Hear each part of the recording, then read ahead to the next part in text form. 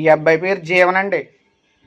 Doctor BR Ambedkar Konaseema జిల్లా Razole constituency అండి. ఈ అబ్బాయికి 22 సంవత్సరాలండి. చిన్నప్పటి నుంచి అవయవాలు పనిచేయవండి. ఇలాగే మంచం మీద ఉంటాడండి. వీళ్ళ అమ్మగారు కూడా ఈ అబ్బాయికి పరిచర్య చేసి ఈ అబ్బాయికి సేవ చేసి ఆవిడ కూడా ఇన్ని పూస అరిగిపోయి ఆవిడ పేషెంట్గా ఉన్నారండి. ఇన్ని రోజులు జగన్ గారి ప్రభుత్వంలో వాలంటరీ వ్యవస్థ ఉండటం వల్ల 6 గంటలకి ఉదయాన్నే 6 గంటలకు పెన్షన్ అట్టుకొచ్చి ఇచ్చేసేవారండి. ఇప్పుడు చంద్రబాబు నాయుడు గారు పెన్షన్ ఇవ్వకూడదని పేదలు అనేవాళ్ళు అంటేనే ఆయనకి ఇష్టం ఉండదండి. పేదలు ఎవరు కూడా బాగుపడకూడదు అనేది చంద్రబాబు నాయుడు గారి ఉద్దేశం అండి. ఆయన ఇప్పుడు కూడా ఆయన పరిపాలన కూడా అలాగే చేసేవారండి. పేదలేమో నాశనం అయిపోవాలండి, పెత్తందారులు అనేవారు ఎదగాలి.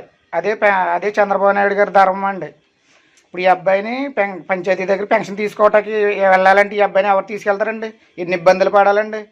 ఈ అబ్బాయిని కూడా ఎవరు మోయలేరండి. అలాగే మంచి మీద ఉంటాడు. ఎన్ని ఇబ్బందులు పడాలండి ఈ అబ్బాయిని తీసుకెళ్తారంటే చంద్రబాబు నాయుడు గారు తీసుకెళ్తారండి వచ్చి పంచాయతీ కాడికి ఈ అబ్బాయి పెన్షన్ ఇవ్వటానికి. పేదల ఇబ్బందులు ఆయనకి ఏం తెలుసండి.